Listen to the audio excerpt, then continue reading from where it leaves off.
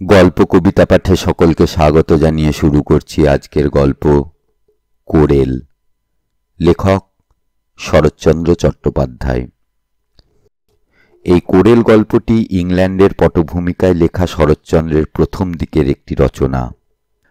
পরবর্তীকালে শরৎচন্দ্র এই গল্পটি বর্মার পটভূমিকায় স্থাপন করে এবং সামান্য অদল বদল করে ছবি গল্পটি লেখেন। কোরেল 1382 সালের শারদিয়া দেশ পত্রিকায় প্রথম প্রকাশিত হয়। শুরু করছি আজকের গল্প কোরেল। লন্ডন নগরের 50 মাইল উত্তরে কোরেল নামে একটি গ্রামে ক্ষুদ্র স্রোতস্বতী তীরস্থ দুইখানি অট্টালিকা গ্রামের শোভা শতগুণে বর্ধিত করিয়া রাখিয়াছিল। উভয়ের সৌন্দর্যে একটা সাদৃশ্য থাকিলেও একটি অপরটি অপেক্ষা এত বৃহৎ, জমকালো এবং মূল্যবান যে দেখিলে বোধ হয় যেন কোনো রাজা তাঁহার যৌবনের প্রথমাবস্থায় এটি নির্মাণ করাইয়াছিলেন।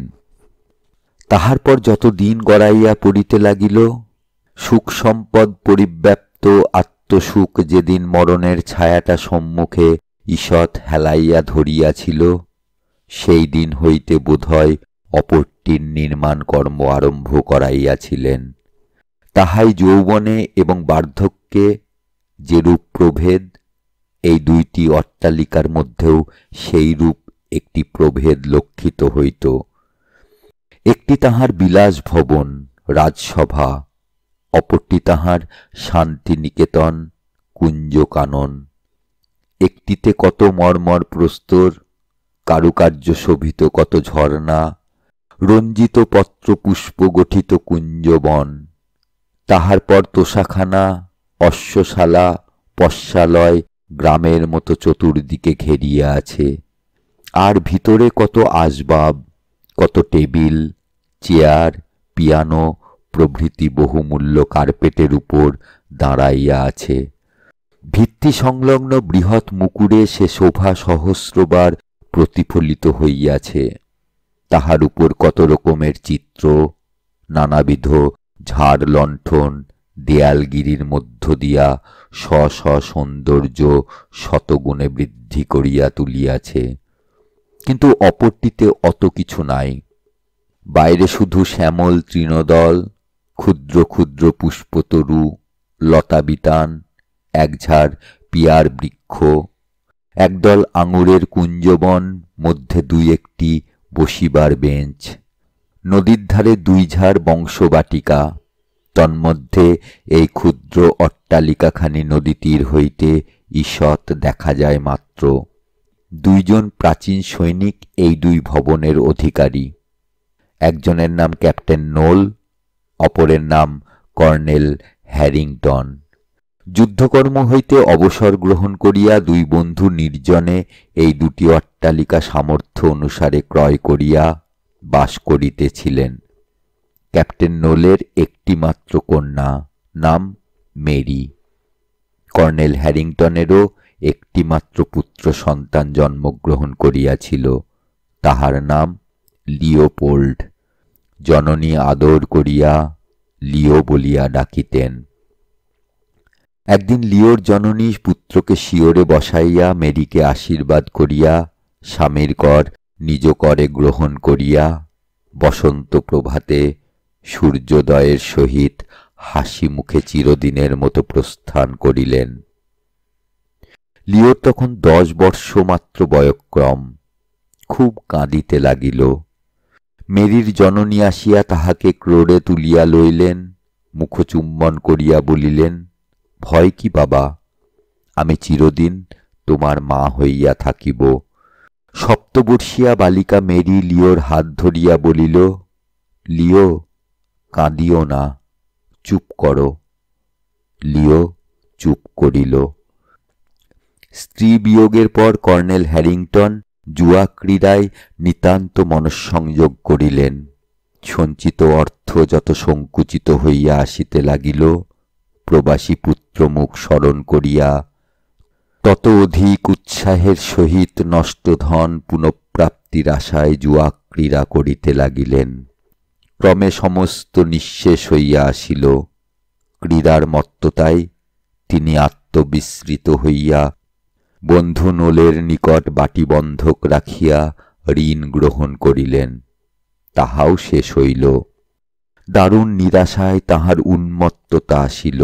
একদিন রাত্রে খাইবার সংস্থান পর্যন্ত নাই। আর সহ্য হইল না। বন্দুকে গুলি ভরিয়া আত্মহত্যা করিলেন। পুত্র লিও তখন লন্ডনে বিদ্যাভ্যাস করিতেছিল। সংবাদ পাইয়া বাটি আসিল। মেরির জননী তখন জীবিত নাই। ক্যাপ্টেন নোল মৌখিক সান্ত্বনা মাত্র করিলেন। 17 বর্ষীয় লিও অকুল সমুদ্র দেখিয়া যখন ছটফট করিতেছিল, নিরতিশয় মমতায় করুণ অশ্রু ভারাক্রান্ত চক্ষু দুটি লিওর মুখের পানে রাখিয়া তাহার হাত ধরিয়া মেরি কহিল, লিও, ভয় করিও না, তোমার মেরি এখনো মরে নাই। এ কথার অর্থ সবাই বুঝে। লিও অন্তরে আশীর্বাদ করিয়া মৃদু কম্পিত কণ্ঠে বলিল, তাহা হোক, জগদীশ্বর তোমাকে সুখে রাখিবেন। কিন্তু সেবার দুইজনেরই বড় দুর্বৎসর পড়িয়াছিল। অধিক দিন না যাইতেই ক্যাপ্টেন নোল জ্বর বিকারে প্রাণত্যাগ করিলেন। পিতৃমাতৃহীন মেরি লিওর বুকে মুখ রাখিয়া কাঁদিতে কাঁদিতে বলিল, লিও, শুধু তুমি রহিলে, বিপদে সম্পদে আমাকে রক্ষা করিও। লিও চক্ষু দুটি মুছাইয়া দিয়া বলিল, করিব। প্রতিজ্ঞা করো কখনো পরিত্যাগ করিবে না। প্রতিজ্ঞা করিলাম। মেরি মুখ তুলিয়া ধীরে ধীরে বলিল, তবে আর কাঁদিব না, আমার সব আছে। লিও একখানি পুস্তক লিখিয়াছিল। লন্ডন নগরে তাহার একজন বন্ধু ছিল। সমালোচনার জন্য হস্তলিখিত পুস্তকখানি তাহার নিকট পাঠাইয়া দেয়। কিছুদিন পরে এইরূপ উত্তর আসিল, বন্ধু, তোমার গৌরবে আমি গৌরবান্বিত হইয়াছি। তোমার লিখিত পুস্তকখানি একজন পুস্তক প্রকাশকের নিকট কতকটা বাধ্য হইয়া বিক্রয় করিয়াছি। 500 পাউন্ড পাঠাইলাম। রাগ করিও না, ভবিষ্যৎ উন্নতির বোধহয় ইহাই সোপান। এ কথা শুনিয়া মেরির চক্ষে জল আসিল। আনন্দে সে লিওর মুখচুম্বন করিয়া বলিল, লিও, জগতে তুমি সর্বপ্রধান কবি হইবে। লিও হাসিয়া উঠিল, আর কিছু না হোক মেরি, পিতার ঋণ বোধহয় পরিশোধ করিতে পারিব। মেরি আজকাল স্বয়ং উত্তমর্ণ, তাই এ কথায় বড় লজ্জা পাইত। রাগ করিয়া বলিল, এ কথা পুনর্বার বলিলে তোমার কাছে আমি আর আসিব না। লিও হাসিল, মনে মনে কহিল, তোমার পিতার নিকট আমার পিতা ঋণী। আমরা দুজনে তাহাদের সন্তান, তাই আমি জীবিত থাকিলে এ ঋণ তোমার নিকট পরিশোধ করিবই। লিওর আজকাল বড় পরিশ্রম বাড়িয়াছে। নূতন পুস্তক লিখিতেছিল, আজ সমস্ত দিন মুখ তুলিয়া চাহে নাই। মেরি প্রত্যহ যেমন আসিত, আজিও তেমনি আসিয়াছিল। লিওর শয়নকক্ষ, পাঠাগার, বসিবার ঘর প্রভৃতি স্বহস্তে সাজাইয়া গুছাইয়া দিতেছিল। দাসদাসী সত্ত্বেও এ কাজটি মেরি নিজে করিয়া যাইত। সম্মুখে একখানা দর্পণ ছিল। লিওর প্রতিবিম্ব তাহার উপর প্রতিফলিত হইয়াছিল। মেরি বহুক্ষণ ধরিয়া তাহা দেখিয়া বলিল, লিও, তুমি স্ত্রীলোক হইলে এতদিন ইংল্যান্ডের রানী হইতে। লিও হাসিয়া জিজ্ঞাসা করিল, কেন? অত রূপ দেখিয়া রাজা তোমাকে বিবাহ করিয়া সিংহাসনে লইয়া যাইতেন। তোমার মতো কৃষ্ণ কুঞ্চিত কেশরাশি আমি আর্ট গ্যালারিতে কোনো রানীর দেখি নাই। এমন শুভ্র কোমল মুখশ্রী কোন সম্রাজ্ঞীর ছিল? গোলাপ পুষ্পের মতো এমন কোমল মধুময় দেহশোভা স্বর্গে ভিনাসেরও ছিল বলিয়া মনে হয় না। লিও খুব হাসিয়া উঠিল। কলেজ অধ্যয়নকালেও এমন কথা অনেকে কহিয়াছিল। বোধহয় তাহাই মনে পড়িয়াছিল। হাসিয়া কহিল, রূপ যদি চুরি করা যাইত, তা হইলে তুমি বোধহয় এ রূপ চুরি করিয়া আমাকে ফাঁকি দিয়া এতদিনে ইংল্যান্ডের রানী হইয়া যাইতে। মেরি মনে মনে অপ্রতিভ হইয়া সলজ্জ হাসিয়া বলিল, তুমি স্ত্রীলোকের মতো দুর্বল, তাহাদের মতো কোমল, তাহাদের মতোই সুন্দর, তোমার রূপের সীমা নাই। এত রূপের নিকট মেরি আপনাকে বড় ক্ষুদ্র বিবেচনা করিত। কোরেল গ্রামে প্রতি বৎসর অতি সমারোহের সহিত ঘৌড়দৌড় হইত। আজি সেই উপলক্ষে প্রান্তস্থিত মাঠে বহু জনসমাগম হইয়াছিল। মেরি ধীরে ধীরে লিওর পশ্চাতে আসিয়া দাঁড়াইল। লিও তখনও অত্যন্ত মনোযোগের সহিত পুস্তক লিখিতেছিল, তাই দেখিতে পাইল না। মেরি কহিল, আমি আসিয়াছি, ফিরিয়া দেখো। লিও ফিরিয়া দেখিয়া কহিল, ইস, এত সাজিয়াছ কেন? মেরি হাসিয়া ফেলিল, কহিল, সাজিয়াছি কেন শুনিবে? বলো। আজ ঘৌড়দৌড় হইবে, যে জয়ী হইবে সে আজ আমাকেই ফুলের মালা দিবে। তবে তো তোমার আজ বড় সম্মান, তাই এত সাজসজ্জা? মেরি প্রীতিপ্রফুল্ল নেত্রে কিছুক্ষণ লিওর মুখপানে চাহিয়া রহিল। তাহার পর পরম স্নেহে দুই হস্তে তাহার গ্রীবা বেষ্টন করিয়া মুখের কাছে মুখ রাখিয়া বলিল, শুধু তাই নয়, তুমি আমার কাছে থাকিবে। তোমার পাশে দাঁড়াইয়া পাছে নিতান্ত কুৎসিত দেখিতে হই, সেই ভয়ে এত সাজিয়াছি। মণিমুক্তায় রূপ বাড়ে তো। সম্মুখস্থিত মুকুরে দুটি মুখ ততক্ষণ দুটি পরিস্ফুট গোলাপ ফুলের মতো ফুটিয়া উঠিয়াছিল। লিও তাহা দেখাইয়া বলিল, ওই দেখো। মেরি অতৃপ্ত নয়নে কিছুক্ষণ ওই দুটি ছবির পানে চাহিয়া রহিল। তাহার বোধ হইল সেও বড় সুন্দরী। আজ তাহার প্রথম মনে হইল, সৌন্দর্যের আশ্রয়ে দাঁড়াইলে কুৎসিত দেখিতে হয় না, বরং যাহা সৎ তাহাকে জড়াইয়া থাকিলে দোষটুকুও চাপা পড়িয়া যায়। আবেশে চক্ষু মুদ্রিত করিয়া মেরি ধীরে ধীরে কহিল, আমি যেন চাঁদের কলঙ্ক, তবু আমার কত শোভা। মেরি শিহরিয়া উঠিল।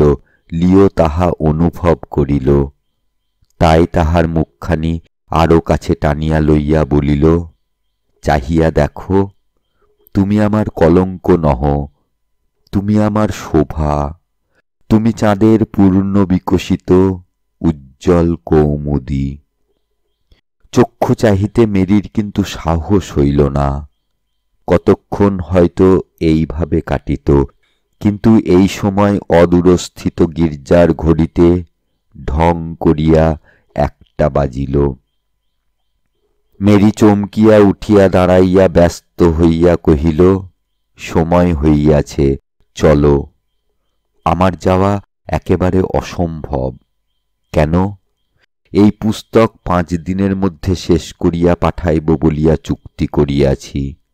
চুক্তি ভঙ্গ হইলে বড় লজ্জায় পড়িব। মেরি রাগ করিয়া বলিল, তা বলিয়া আমি তোমাকে প্রাণপাত করিয়া পরিশ্রম করিতে কিছুতেই দিব না। লিওর মুখে ম্লান ছায়া পড়িল। পিতৃঋণ স্মরণ করিয়া বলিল, আমার অদৃষ্ট, কি করিব মেরি, পরিশ্রম করিতেই হইবে। মেরি তাহার মনের কথা বুঝিল, তাই আরো রাগ হইল। বলিল, তোমার পুস্তক আমাকে বিক্রি করিও, আমি দ্বিগুণ মূল্য দিব। লিওর তাহাতে সন্দেহ ছিল না, হাসিয়া বলিল, কিন্তু কি করিবে? মেরি নিজ গলদেশের বহুমূল্য মুক্তমালা দেখাইয়া বলিল, এই মালা ছিন্ন করিয়া ফেলিব। যতগুলি মুক্তা, যে কয়খানি হীরক আছে, সবগুলি দিয়া পুস্তকখানি বাঁধাইয়া সোনার কৌটাই করিয়া মাথার শিওরে তুলিয়া রাখিব। তারপর তারপর লিও বলিল, তারপর কি? মেরি সলজ্জ হাস্যে রক্তিবাব মুখখানি ঈষৎ নত করিয়া বলিল, তারপর যেদিন রাত্রে খুব বড় চাঁদ উঠিবে আর তাহার কিরণগুলি তোমার নিদ্রিত মুখের উপর খেলা করিতে থাকিবে, সেই দিন। সেই দিন কি? সেই দিন খুব উচ্চ কণ্ঠে পাপিয়া ডাকিতে থাকিবে। তোমার কিন্তু কিছুতেই ঘুম ভাঙিবে না। আমি তখন তোমার কানের কাছে বসিয়া। মেরি হাসিয়া ফেলিল। লিও বলিল, আমার কানের কাছে বসিয়া পুস্তকটিতে যতগুলি কথা আছে সবগুলি পড়িয়া ফেলিবে না? মেরি মাথা নাড়িয়া বলিল, আমি তাহা হইলে জাগিয়া এমনি করিয়া তোমার মুখচুম্বন করিব। তাহার পর দুইজনেই হাসিয়া উঠিল। ঘড়িতে 1:30 বাজিয়াছে। লিও তাহা দেখিয়া বলিল, ঢের হইয়াছে, এইবার যাও। মেরি জাঁকিয়া বসিল, বলিল, আমার শরীর খারাপ হইয়াছে, আজ যাইব না। তা কি হয়? কথা দিয়াছ, না যাইলে চলিবে কেন? কত লোক তোমার জন্য অপেক্ষা করিয়া আছে। মেরি নিতান্ত অবাধ্যের মতো কহিল, চুক্তিভঙ্গ হইলে তোমার মতো আমার বিশেষ লজ্জা বোধ হয় না। আমি যাইব না। ছি, যাও, অবাধ্য হইও না। তবে তুমিও চলো। ক্ষমতায় থাকিলে নিশ্চয় যাইতাম। ক্ষমতায় আছে, চলো। ক্ষমতায় নাই, যাওয়া অসম্ভব। মেরি উঠিয়া দাঁড়াইয়া বলিল, তবে আমি আর এখানে আসিব না। লিও হাসিয়া বলিল, আমি জানি তুমি নিশ্চয় আসিবে। মেরি রাগ করিয়া বলিল, আমি না আসিলে তোমার হয়তো খাইবার অযত্ন হইবে। পোড়া প্রাণে যে এটা সহ্য করিতে পারি না, না হইলে নিশ্চয় 2-1 দিন চুপ করিয়া ঘরের কোণে বসিয়া থাকিতাম। এ ক্ষমতাটুকু যদি নাই, তবে রাগ করিলে চলিবে কেন? কথাটার সত্যতা সম্বন্ধে মেরির অনুমাত্র সন্দেহ ছিল না। তাই ক্ষুণ্ণ অন্তঃকরণে গাড়িতে বসিয়া ভাবিল, সে ছেলেবেলায় পড়িয়াছিল যে উদরের উপর নাকি একদিন হাত পাগুলা বড় চটিয়া গিয়াছিল, কিন্তু ফল বিশেষ তৃপ্তিজনক হয় নাই। মেরি তাই রাগ করিতে পারিল না।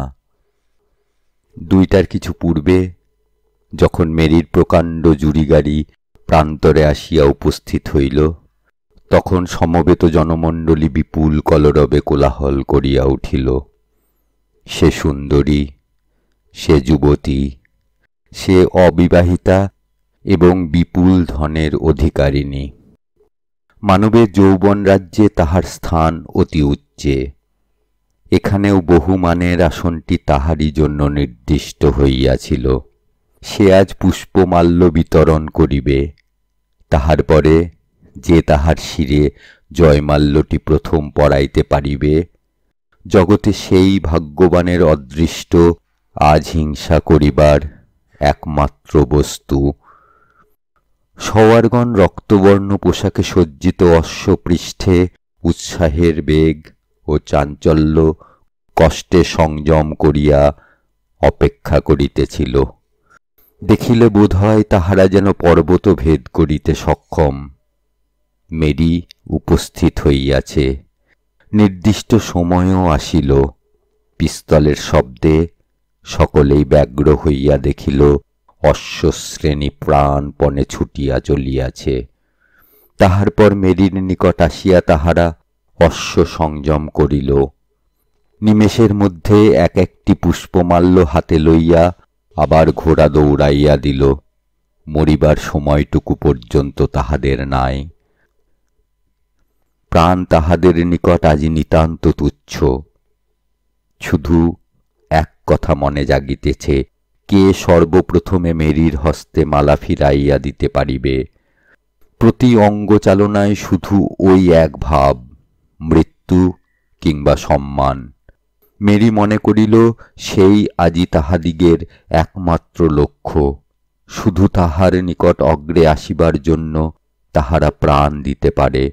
বালিকা সুলভ আনন্দে ও যৌবনের চাপল্যে তাহার বুকখানি ঈষৎ ফুলিয়া উঠিল।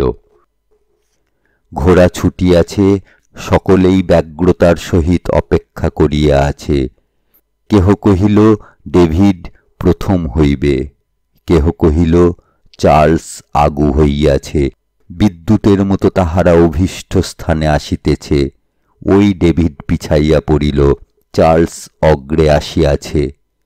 কেহ কহিল এখনো কিছু বুঝিতে পারা যায় না, কিন্তু তাহা মুহূর্ত মাত্র। পরক্ষণেই স্পষ্ট দেখা গেল ডেভিড প্রভৃতি পিছাইয়া পড়িয়াছে, চার্লস বিদ্যুতের মতো ছুটিতেছে। তাহার পর অশ্বপৃষ্ঠে থাকিয়া এসে সর্বপ্রথম পুষ্পমাল্য মেরির পদতলে নিক্ষেপ করিল। খুব কোলাহল হইল। অসংখ্য করতালি শব্দ বহুদূর পর্যন্ত প্রতিধ্বনিত হইল। চার্লস প্রথম হইয়াছে। মেরি সসম্মানে তাহার হস্ত গ্রহণ করিল। তাহার পর দ্বিতীয় রেস হইবে। সওয়ারগণ স্ব অশ্বে স্থান গ্রহণ করিল। পিস্তলের শব্দে সকলেই কষাঘাত করিয়া অশ্ব ছুটাইয়া দিল। মেরির নিকট হইতে মাল্য গ্রহণ করিবার জন্য সকলেই ছুটিয়া আসিল। সেবার কিন্তু অসাবধানবশত চার্লস নিচে পড়িয়া গেল। পশ্চাতের অশ্ব তাহার পদদ্বয়ের উপর দিয়া প্রবল বেগে ছুটিয়া গেল। যাহারা নিকটে থাকিয়া তাহা দেখিল, তাহারা সকলেই চিৎকার করিয়া উঠিল। কিন্তু চিৎকার শব্দ থামিবার পূর্বেই চার্লস লম্ফ দিয়া পুনর্বার অশ্বারূঢ় হইল। পদদ্বয়ে দারুণ আঘাত পাইয়াছে সত্য, কিন্তু তাহাতে সে ভ্রুক্ষেপও করিল না। অপরাপর অনেকেই চার্লসের জন্য শঙ্কিত হইল। দারুণ আঘাতবশত যদি অশ্বপৃষ্ঠে স্থান না রাখিতে পারে। অজ্ঞাতসারে মেরিও এ সন্দেহ এবং শঙ্কা হৃদয়ে স্থান দান করিল। প্রথম কারণ তাহার হৃদয় স্বভাবত কোমল, পরদুঃখে শীঘ্রই আর্দ্র হইয়া যায়। দ্বিতীয় কারণটি তাহার বংশগত। বালিকাকাল হইতে সে বীরত্বের বড় পক্ষপাতী। তাহার পিতা পিতামহ প্রভৃতি সকলেই যুদ্ধ ব্যবসায়ী ছিলেন। এ সকল গল্প সে বাল্যকালে পিতার নিকট শুনিতে পাইত। অশ্বচালনা যুদ্ধের একটি অংশ। ইহাতে কত দৃঢ়তা, সাহস এবং সহিষ্ণুতা প্রয়োজন। যাহা যুদ্ধের অংশ, তাহাই গৌরবের সামগ্রী। সম্মানের নিকট যুদ্ধ ব্যবসায়ীরা প্রাণকেও নিতান্ত তুচ্ছ জ্ঞান করে। আজ শুধু সম্মান লাভের জন্যই চার্লস এ আঘাত তুচ্ছ জ্ঞান করিয়াছে। হয়তোবা সে প্রাণ হারাইবে। মেরি শিহরিয়া উঠিল। এইমাত্র যাহার হস্তগ্রহণ করিয়া সম্মানিত করিয়াছে, সে হয়তো প্রাণ ত্যাগ করিবে। এরূপ চিন্তা হৃদয় প্রফুল্লকারী নহে। তাই অত্যন্ত আগ্রহ এবং ভীতির সহিত মেরি দাঁড়াইয়া দেখিতে লাগিল। চার্লসের নিরাপদ প্রত্যাবর্তনের জন্য মনে মনে প্রার্থনা করিল। তাহার পর কোলাহল হইতে লাগিল। দূরবীন লাগাইয়া অনেকেই দেখিল চার্লস পুনর্বার অগ্রে আসিতেছে। কিন্তু ইতিমধ্যে মেরি মনে মনে আপনাকে এই অল্প সময়ের মধ্যেই চার্লসের সহিত এরূপ জড়িত করিয়া লইয়াছিল যে তাহার এই দুঃসাহসিক কার্যের জন্য আপনাকে নিতান্ত গৌরবান্বিত এবং শ্লাঘ্য বলিয়া বোধ করিল। বাস্তবিক সেবারেও চার্লস জয়ী হইল। আনন্দে মেরির সহসা বাক্য নিঃসৃত হইল না। পরে নিজের গলদেশ হইতে ঘড়ি ও চেন খুলিয়া লইয়া তাহার গলায় পরাইয়া দিয়া কহিল, তুমি এ গ্রামের রত্ন। তোমার মতো সাহসী যুবা আর কেহ নাই। চার্লস স্মিত মুখে এ প্রশংসা গ্রহণ করিল। সে রাত্রে মেরি সকলকেই নিমন্ত্রিত করিল। সন্ধ্যার পর তাহার বাটিতে খুব সমারোহে ভোজন ব্যাপার সমাধা হইতে চলিল। আহারে বসিয়া মেরি চার্লসের পার্শ্বে উপবেশন করিয়া মৃদু কণ্ঠে কহিল, তোমার জন্য বড় ভয় পাইয়াছিলাম। চার্লস ঈষৎ হাসিয়া বলিল, কেন? বড় কঠিন আঘাত লাগিয়াছিল। তুমি ভিন্ন আর কেহ বোধহয় অশ্বপৃষ্ঠে স্থান রাখিতে পারিত না। চার্লস বিনয় নম্র কণ্ঠে কহিল, আমার আঘাত আরোগ্য হইয়াছে। আমার জন্য তুমি দুঃখিত হইয়াছিলে, এমন সৌভাগ্য পূর্বে কখনো হয় নাই। এত আনন্দও কখনো অনুভব করি নাই। তোমার করুণা পাইবার জন্য আমি একটা পা কাটিয়া দিতে পারিতাম। আঘাত তো তুচ্ছ কথা। সে রাত্রে অনেক সেরি শ্যাম্পেনের শূন্য গর্ভ বোতল ভূমিতলে লুটাইয়া পড়িল। গভীর রাত্রি পর্যন্ত আপনার পাঠাগারের জানালায় বসিয়া দুঃখিত অন্তঃকরণে লিওপোল্ড বিকৃত জড়িত কণ্ঠের গীতধ্বনি শ্রবণ করিল। পিয়ানোর শব্দ ঝমঝম করিয়া আকাশে উঠিল। কর্কশ কণ্ঠের সহিত মধুর কণ্ঠ কয়েকবার মিশ্রিত হইল। জানালা বন্ধ করিয়া লিও শয্যাশ্রয় করিল।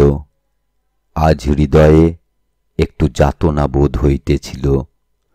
পরদিন মেরি লিওকে বলিল, কাল আমাদের বাটিতে কেমন উৎসব হইয়া গেল। তোমার সময় ছিল না বলিয়া তোমাকে ডাকি নাই। লিও হস্তস্থিত কলম দোয়াতের উপর রাখিয়া দিয়া কহিল, ভালোই করিয়াছিলে, কিন্তু আমারও কাল রাত্রে কিছুই কাজ হয় নাই, কিছু ক্ষতি হইয়াছে।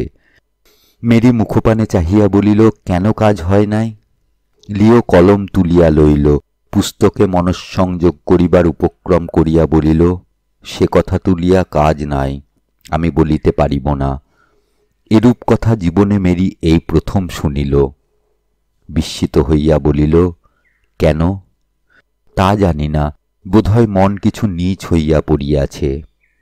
তাহার পর মেরি অনেকক্ষণ বসিয়া রহিল, অনেক কথা মনে মনে তোলপাড়া করিল, কিন্তু লিও আর মুখ তুলিল না, কোনো কথাই জিজ্ঞাসা করিল না। মেরি যাইবার সময় বলিল, যাইতেছি। যাও। যাইবার সময় তাহার বোধ হইল যেন সে লিওর মনের কথা কতক বুঝিতে পারিয়াছে, কিন্তু প্রতিপন্ন করিবার উপায় নাই, শুধু অনুমান করা যায় মাত্র। যাহা হোক, ক্ষুদ্র পথটুকু সে বড় অন্যমনস্কভাবে অতিক্রম করিল। বাটির ভিতর প্রবেশ করিবার সময় ভৃত্য একখানা টিকিট হাতে করিয়া কহিল, চার্লস বসিবার কক্ষে অপেক্ষা করিতেছেন। মেরি ভ্রুকুঞ্চিত করিয়া বলিল, কেন? তাহা জিজ্ঞাসা করি নাই, জিজ্ঞাসা করিয়া আসিব কি? মেরি একটু ভাবিয়া বলিল, থাক, আমি নিজেই যাইতেছি। চার্লসের বিশেষ কিছুই কাজ ছিল না, সে শুধু গত নিশির আমোদ উৎসবের জন্য ধন্যবাদ দিতে আসিয়াছিল। মেরি কক্ষে প্রবেশ করিলে সে অতিশয় ভদ্রতার সহিত অভিবাদন করিয়া উঠিয়া দাঁড়াইল। মেরি হাত ধরিয়া অতিথিকে বসাইয়া কারণ জিজ্ঞাসা করিল। কারণ পূর্বেই বলিয়াছি, কিন্তু কথায় কথায় তাহা একটু অন্য রকমে দাঁড়াইতে চলিল। মেরির কত ঐশ্বর্য, কত বিষয় আশয়, কত মান সম্ভ্রম, এই তো হইল প্রথম। তাহার পর মেরি কত উচ্চ বংশীয়া, তাহার পিতা কত বড় বীর এবং সজ্জন ছিলেন। রাজোদ্যারে তাহার যে পরিমাণ সম্ভ্রম ছিল, সে পরিমাণের সম্ভ্রম অর্জন করিতে বিশেষ বুদ্ধি, বিবেচনা শক্তি, রাজনৈতিক জ্ঞান প্রভৃতির প্রয়োজন। মেরির পিতা ক্যাপ্টেন নোলের তাহা কিছুমাত্র কম ছিল না। এক কথায় আজকাল সেরূপ আর মিলে না, কিন্তু শেষের কথাগুলি আরো উচ্চ অঙ্গের। মেরির তাহা খুব ভালো লাগিতেছিল। সেটা অন্য কিছু নয়, শুধু তাহার নিজের রূপ এবং যৌবনের ব্যাখ্যা এবং পক্ষপাত সমালোচনা। পুরুষের মুখে এ কথাগুলা স্ত্রীলোকের সর্বাপেক্ষা তৃপ্তিকর বোধ হয়। এ কথার কাছে আর কিছুই নয়। তাই কতক্ষণ দুইজনে নির্জন কক্ষে গল্প করিয়া অতিবাহিত করিল, তাহা মেরি বুঝিতে পারিল না। ঘড়িতে যখন 2টা বাজিল, তখন চার্লস বিদায় হইল এবং যাইবার সময় সেই দিন সান্ধ্য ভোজনের নিমন্ত্রণও লইয়া গেল। সে চলিয়া গেলে এই রূপ এবং ঐশ্বর্যের কাহিনী তরঙ্গগুলা যখন অল্পে অল্পে শান্ত হইয়া আসিতে লাগিল এবং তাহার প্রতিধ্বনিগুলা মেরির মস্তিষ্কের ভিতর ঠোকাঠুকি করিয়া ক্রমশ হীনবল হইয়া ধীরে ধীরে শূন্যে মিলাইয়া যাইতে লাগিল এবং যে অবশিষ্ট স্পন্দনটুকু নাচিয়া বেড়াইতেছিল তাহাও যখন অন্য আরেকটি অসীম সৌন্দর্যের পার্শ্বে কাতরভাবে ছুটিয়া পলাইবার প্রয়াস করিতে লাগিল, তখন তাহার বোধ হইল এই ঝোঁকের উপর আকস্মিক নিমন্ত্রণ কার্যটা তেমন যুক্তিসঙ্গত হয় নাই। সন্ধ্যার পর সে আসিবে, দুইজনে একত্র আহার করিতে হইবে, হয়তোবা আর কেহই থাকিবে না, কত গল্প কত কথা বলিবার ও শুনিবার উপায় থাকিবে। কিন্তু মেরির তাহাতে আর তেমন মন উঠিল না। যদি আর কেহ জানিতে পারে, যদি তাহার ক্লেশ বোধ হয়। চঞ্চল হস্তে মেরি একখণ্ড কাগজ লইয়া লিখিল, তুমি সন্ধ্যার পর আসিও না, আমার শরীর মন্দ বোধ হইতেছে। কিন্তু এ পত্র চার্লসের নিকট পাঠাইতে লজ্জা বোধ হইল। অনেক চিন্তা করিয়া মেরি অবশেষে এইরূপ লিখিল, যখন আসিবে তখন আর ৩-৪ জন বন্ধুকে আনিও, আনিতে পারিলে নিতান্ত সন্তুষ্ট এবং সুখী হইব।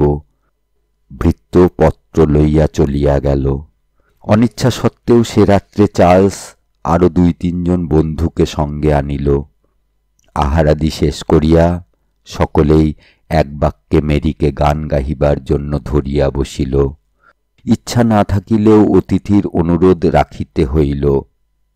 পিয়ানোয়ে ঝঙ্কার দিয়া মেরির সুকণ্ঠ ২-৩টি সপ্তকের মধ্যে খেলা করিয়া ছুটিতে লাগিল।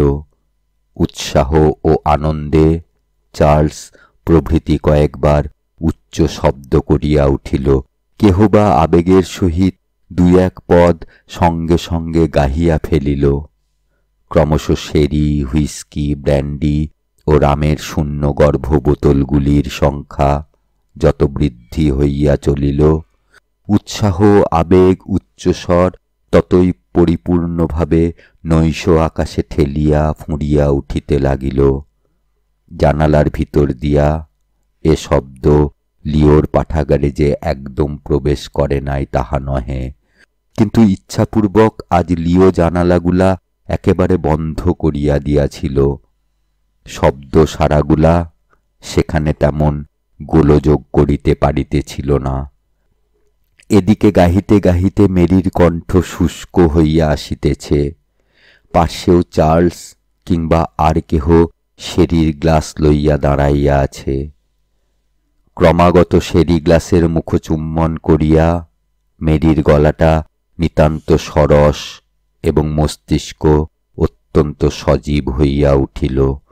উৎসাহের সহিত গভীর রাত্রি পর্যন্ত পিয়ানোর ঝঙ্কার উঠিতে লাগিল।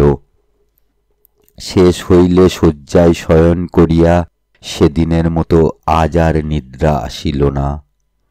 মেরি অনেক কথা ভাবিল।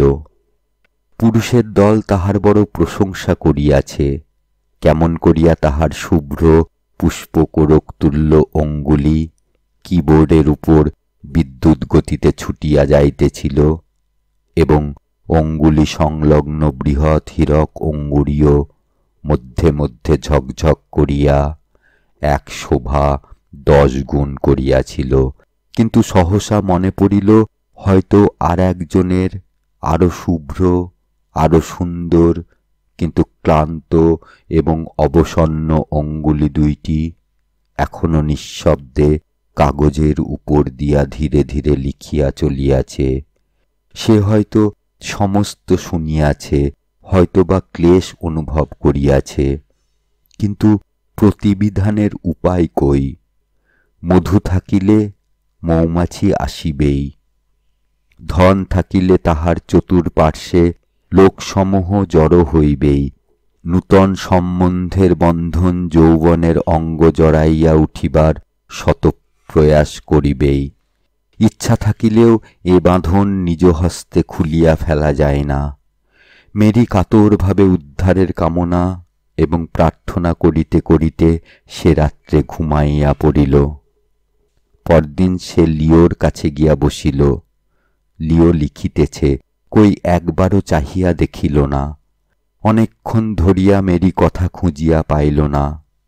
তারপর সাহসে ভর করিয়া বলিল, তোমার আর কত বাকি আছে? অনেক। আজ 2-3 দিন ধরিয়া কি লিখিলে, আমাকে শুনাইবে না? এই সময়ে অনবধানবশত কলমের মুখে অনেকখানি কালি উঠিয়াছিল। টপ করিয়া একটা বড় রকমের ফোঁটা শুভ্র কাগজের উপর পতিত হইল। লিও খাতাখানা ঈষৎ সরাইয়া কলমের মুখটা মুছিতে মুছিতে বলিল, মেরি, তোমার মুখ দিয়া বড় তীব্র সুরার গন্ধ বাহির হইতেছে। গন্ধ আমার সহ্য হয় না, সরিয়া বসো। অত কাছে বসিয়া থাকিলে আমার সমস্ত ভুল হইয়া যাইবে। এক দণ্ডে মেরির চক্ষু দুটি চকচক করিয়া উঠিল। বলিল, আমি তীব্র সুরা পান করি নাই। হইতে পারে, কিন্তু আমার নিকট ও গন্ধ বড় উগ্র বোধ হইতেছে। তুমি হয় সরিয়া বসো, না হয় গৃহে যাও। মেরি উঠিয়া দাঁড়াইল। সে চিরকাল আদর ও যত্নের মধ্যে লালিত পালিত। এরূপ তাচ্ছিল্যের কথা শোনা তাহার অভ্যাস নহে। বড় অপমান বোধ হইল। তাহার সমস্ত হৃদয় আত্মাভিমানে পরিপূর্ণ। তাই এ ক্ষুদ্র যুবার কোমল অথচ রীতিমতো দৃঢ় ও নির্ভীক সত্য কথা তাহার সমস্ত শরীরে অকস্মাৎ খড় বিষের জ্বালা জ্বালাইয়া দিল। দাঁড়াইবার সময় সে ভাবিয়াছিল, খুব দুটো চড়া কথা শুনাইয়া দিবে। মিথ্যাবাদী, অকৃতজ্ঞ প্রভৃতি শব্দগুলা আরোপ করিয়া তাহার বুকে ছুরির মতো বিদ্ধ করিয়া দিবে। তারপর যথারীতি খুব একচোট কলহ করিয়া চিরদিনের মতো বিচ্ছেদ করিয়া চলিয়া যাইবে। কিন্তু দাঁড়াইয়া উঠিয়া তাহার শব্দশাস্ত্রের অভিধানটা একেবারে কোথায় হারাইয়া গেল। ভ্রূকুঞ্চিত করিল, চক্ষু বিস্ফারিত করিল, দন্তে অধর দংশন করিল, কিন্তু কথা বাহির হইল না। সম্মুখের দর্পণে সে চিত্র লিও দেখিতে পাইল। কাছে আসিয়া মেরির উন্নত গ্রীবার এক পার্শ্বে হাত রাখিয়া বলিল, অপমান বোধ হইয়াছে? মেরির আত্মাভিমান এবার কথা খুঁজিয়া পাইল। তীব্র কণ্ঠে কহিল, তুমি নীচ এবং ঈর্ষাপরবশ, তাই অপমান করিলে। লিও ধীরে ধীরে সরিয়া গেল। কহিল, মেরি, জগতের মধ্যে ওই দুটি কথা আমার সহ্য হয় না। অমন কথার মুখে আনিও না।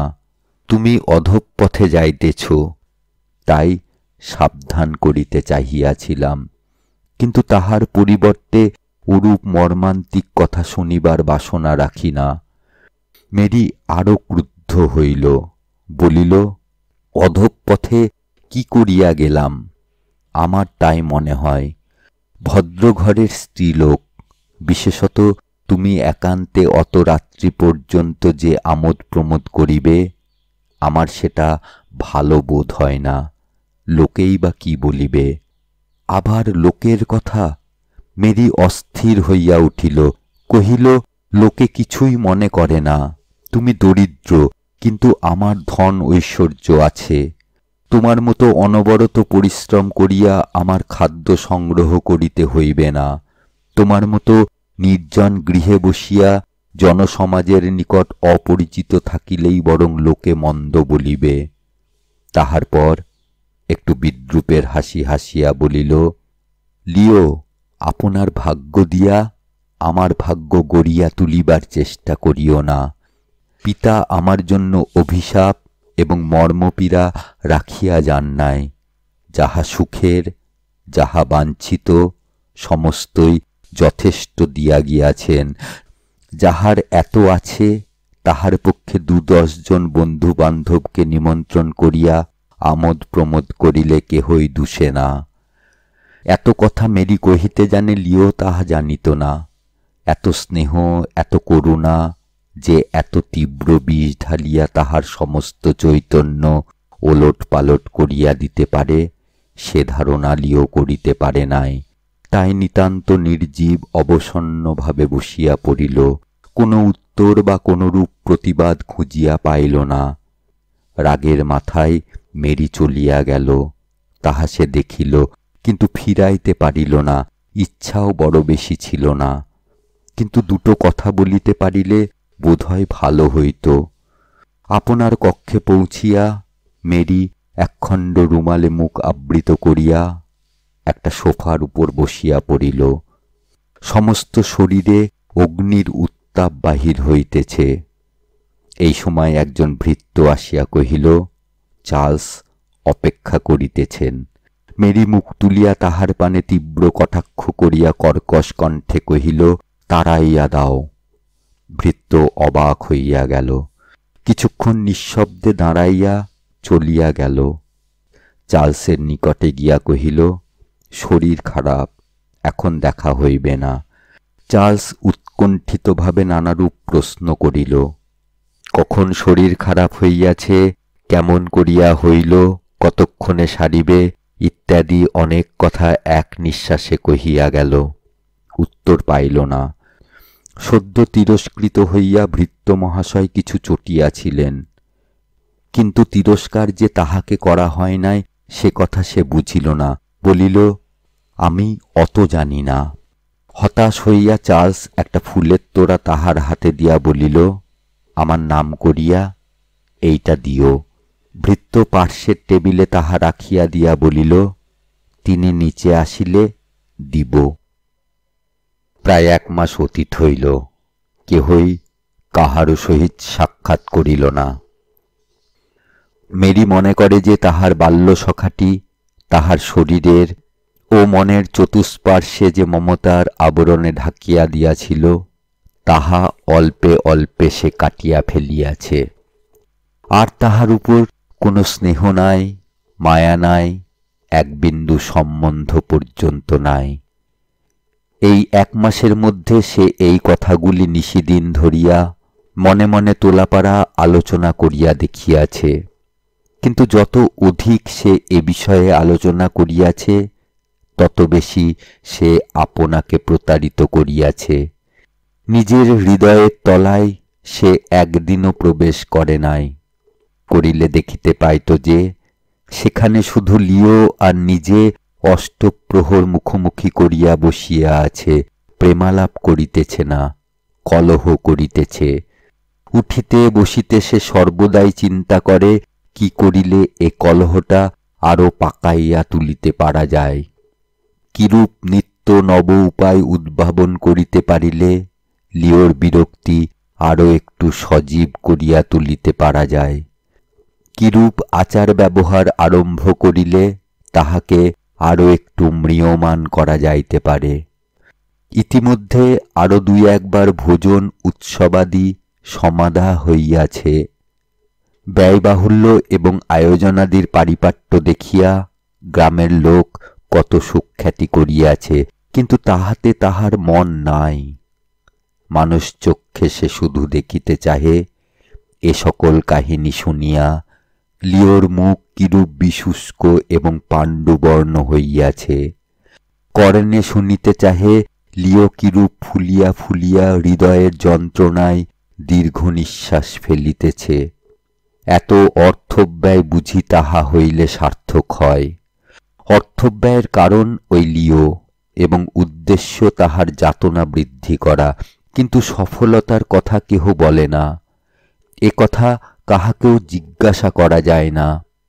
কিন্তু এমন কি কেহ নাই, এমন কি কোনো সর্বদর্শী অন্তর্যামী পদার্থ নাই যাহা এ কথা বলিয়া যাইতে পারে? মেরি অন্যমনস্কভাবে এইসব ভাবে, কিন্তু যখন মনে হয় লিও তাহার পুষ্পের মতো শুভ্র শান্ত দেহটি লইয়া হৃদয়ের মধ্যে জগতের শক্তি এক করিয়া পর্বতের মতো দৃঢ় হইয়া আছে, এত সমারোহ হট্টগোল তাহার হৃদয়ের দ্বারে আঘাত খাইয়া ঠিকরিয়া পড়িতেছে, ভিতরে একটিবারও প্রবেশ করিতে পারিতেছে না। হয়তোবা সে হৃদয়ে জ্বালার পরিবর্তে অবহেলা ও ঘৃণার স্থান হইয়াছে। তখন মেরির সমস্ত শিরা অস্থি মজ্জা, যাহা কিছু আছে সমস্ত একসাথে ঝমঝম করিয়া সুরে বেসুরে নিতান্ত একটা অবসন্ন হতাশ ছবি চক্ষের উপর দাঁড় করাইয়া দেয়। উৎসব রাত্রে যখন সকলে ব্যস্তভাবে ঘুরিয়া বেড়াইতেছে, বাটিময় সারা শব্দে পূর্ণিত, শিখরে শিখরে উৎসবের সহস্র দ্বীপ দৈত্যরাজার প্রমোদ ভবনের মতো শোভা পাইতেছে, হয়তো সে সময়ে মেরি একটু নির্জনে বসিয়া একটা অপরূপ বিষাদ চিত্র মনে মনে আঁকিতেছে, ভাবিতেছে লিও হয়তো এতক্ষণে তাহার নৈশকার্য শেষ করিয়া শীতল বায়ুর জন্য একটিবার মাত্র জানালা খুলিয়াছে। উৎসবের দীপমালা চক্ষে পড়িয়াছে কিন্তু নিমেষের জন্য। নিতান্ত অবজ্ঞা ভরে জানালা রুদ্ধ করিয়া পরক্ষণেই সে নিতান্ত নিশ্চিত মনে আপনার স্নিগ্ধ শয্যাতলটি আশ্রয় করিয়া শুইয়া আছে। নিদ্রাদেবী পদ্মহস্তে তাহার পদ্মের মতো দুটি চক্ষের উপর হাত বুলাইয়া তাহাকে নিদ্রিত করিতেছেন। মেরি ছটফট করিয়া উঠিয়া পড়িল, ভাবিল সে নিজের কথা নিজেই বুঝে না। মনে হয় এত উৎসব সমারোহ মিথ্যা পণ্ডশ্রম মাত্র, লিওর গ্রাহ্যের মধ্যেও আসে না। জ্বালার উপর জ্বালা, মেরি ধনবতী কিন্তু লিও দরিদ্র, তাহার সহায় সম্পদ আছে, লিওর কিছুই নাই। জনসাধারণ তাহাকে কত খাতির যত্ন করে, লিওকে কেহ চিনে না। তবুও সে এত উচ্চে বসিয়া আছে যে মেরি তাহার যথাসর্বস্ব ব্যয় করিয়াও তাহার কাছে ঘেঁষিতে পারিতেছে না। তাহার রূপ যৌবন ঐশ্বর্যের পদতলে কত লোক নিত্য আসিয়া মাথা নত করিতেছে, স্বেচ্ছায় অযাচিত আপনাকে বিক্রয় করিবার জন্য তাহার পানে ঈষৎ সংকেতের অপেক্ষা মাত্র করিয়া দিন নয়নে চাহিয়া বসিয়া আছে।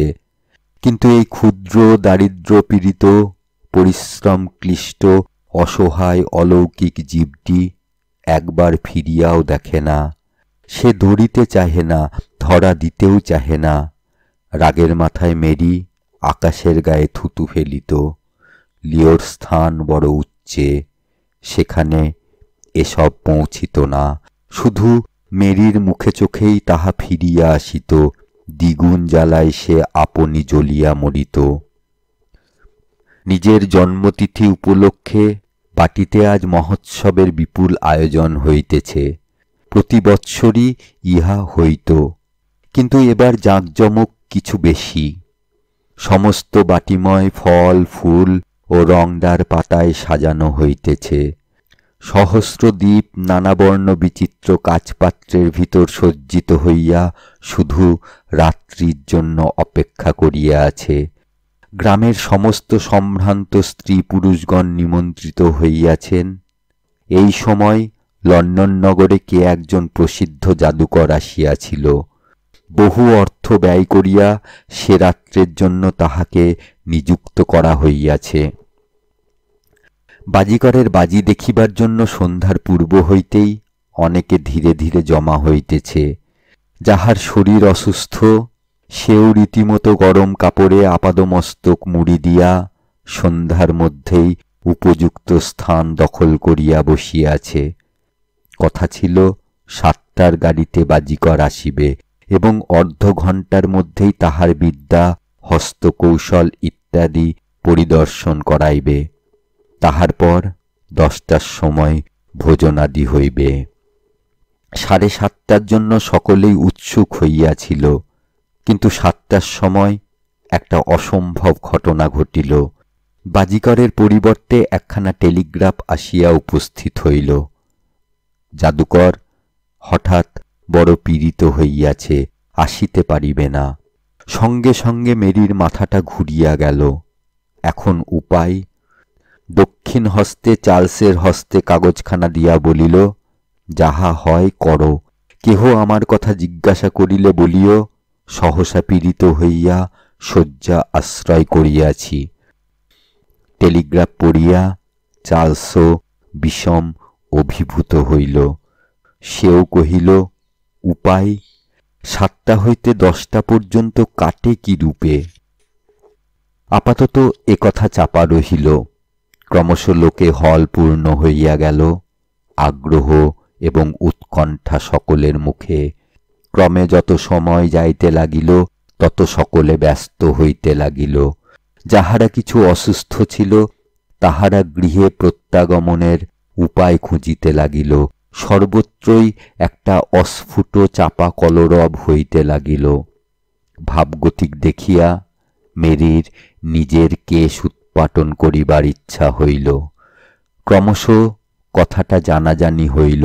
তখন হতাশ হইয়া কেহবা সঙ্গীতের কথা উত্থাপন করিল। কোনো বৃদ্ধ বা তাহার সঙ্গিনীকে হুইস্ট টেবিলের দিকে টানিয়া লইয়া গেল। কোনো যুবক তাহার বন্ধুর হাত ধরিয়া ধীরে ধীরে বিলিয়ার্ড হলের দিকে চলিল। এইরূপে 7টা হইতে 10টা পর্যন্ত কেমন করিয়া কাটানো যাইতে পারে তাহা সবাই ভাবিতে বসিল।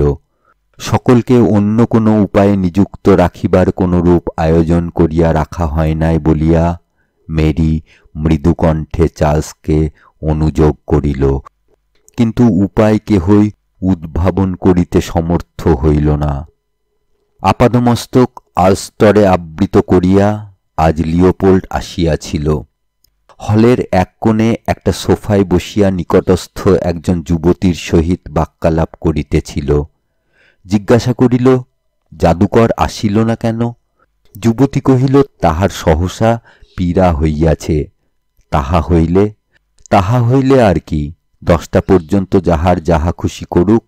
মেরির অবস্থা বড় শোচনীয় হইয়াছে। সে অতিশয় লজ্জিত হইয়া পড়িয়াছে। লিও একটু ভাবিয়া বলিল, আমি গাহিতে জানি, বোধহয় নিতান্ত মন্দ শুনাইবে না, কি বলো? রমণীটি অতিশয় সঙ্গীত প্রিয়। সে একেবারে লিওর হাত ধরিয়া পিয়ানোর নিকট টানিয়া আনিয়া বসাইয়া দিল। সহস্তে ডালা খুলিয়া দিয়া বলিল, বাজাও। পিয়ানো ডাকিয়া উঠিল, ঝম ঝম ঝম। অনেকেই এখনো এদিকে চাহে নাই। পিয়ানোর শব্দে তাহারা ফিরিয়া চাহিল। ঝংকারে ঝংকারে তখন মর্তের পিয়ানো স্বর্গের সঙ্গীত বলিতেছিল।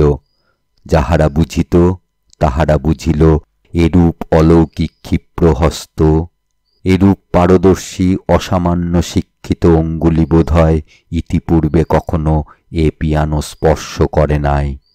পার্শ্বের কামরায় যাহারা তাস লইয়া বসিয়াছিল তাহারা ক্রীড়া স্থগিত করিল। বিলিয়ার্ড হলের দিকে যাহারা পদচালনা করিয়াছিল তাহারা আপাতত দাঁড়াইয়া পড়িল।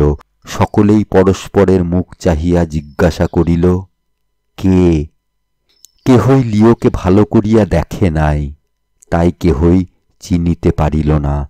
যে চিনিত সে কথা কহিল না। তাহার পর পিয়ানো যাহা অস্ফুট বলিতেছিল, কণ্ঠ তাহা স্পষ্টতম করিল। সে কণ্ঠের তুলনা হয় না। অশীতিপর বৃদ্ধও মনে করিল তাহার জীবনে এরূপ কণ্ঠস্বর শুনে নাই। ধর্মপরায়ণা বৃদ্ধা মনে করিল, জগতের শেষ দিনটিতে বুঝি দেবতাগণ এইরূপ সঙ্গীত করিবেন। লহরে লহরে সে স্বর কক্ষ ভরিয়া আকাশে উঠিতে লাগিল। ঘূর্ণ বায়ু যেমন রাস্তার ধুলা, কুটা, তৃণ, কঙ্কর সমস্তই একসাথে ঘুরাইয়া লইয়া আকাশে উঠে, এ স্বরও তেমনি বালক, যুবক, প্রৌঢ়, বৃদ্ধ প্রভৃতি সকলের মন একসাথে উপরে উড়াইয়া চলিল। এরূপ মুগ্ধ করিতে জাদুকর বোধহয় পারিত না। নিস্পন্দ, নীরব, কাহারও মুখে কথা নাই।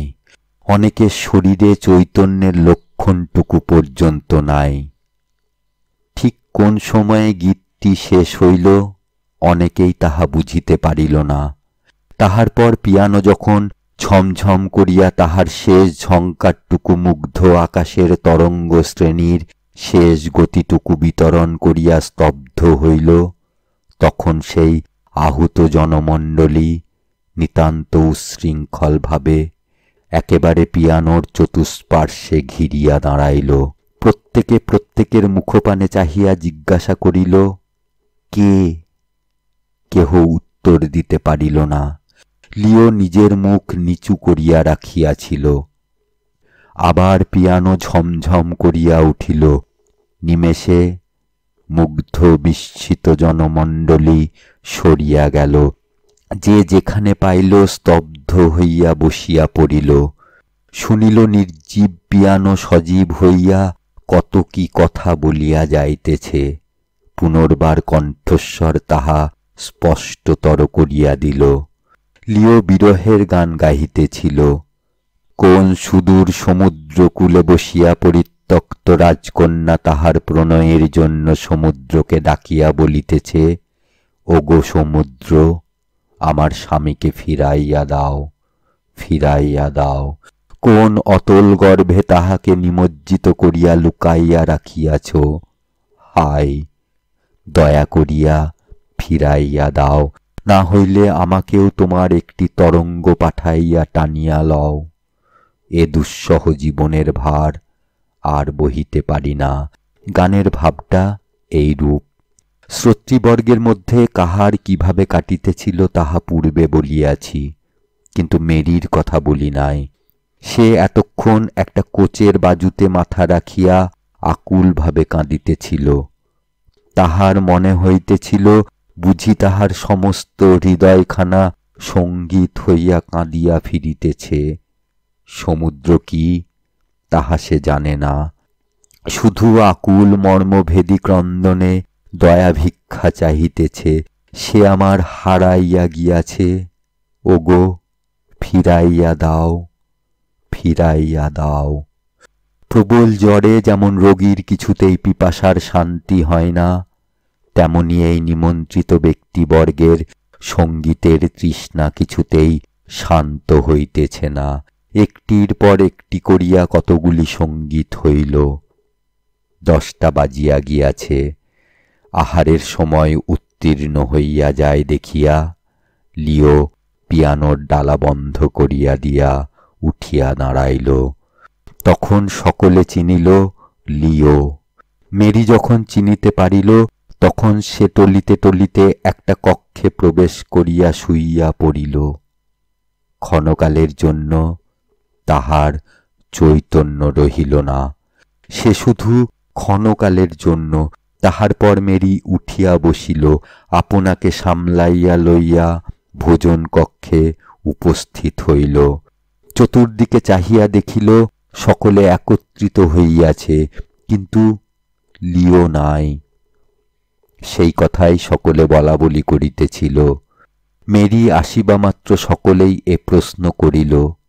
মেরি ঘাড় নাড়িয়া বলিল, জানি না। সকলকে জিজ্ঞাসা করা হইল, কেহই জানে না। অবশেষে দারোয়ান সংবাদ দিল লিও চলিয়া গিয়াছে।